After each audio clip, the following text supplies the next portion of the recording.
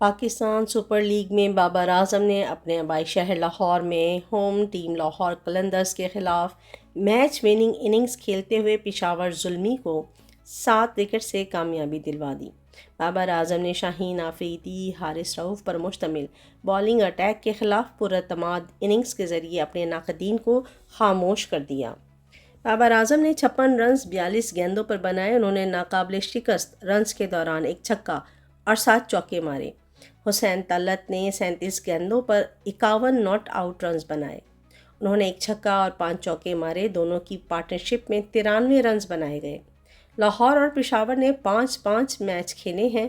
دونوں نے 2-2 میچ جیتے ہیں اور 3-3 میں انہیں شکست ہوئی ہے۔ شاہین آفریدی نے 22 رنز کے عوض 2 وکٹ حاصل کیے۔ اوپنر سائم ایوب 2 رنز بنا کر شاہین آفریدی کا شکار بنے۔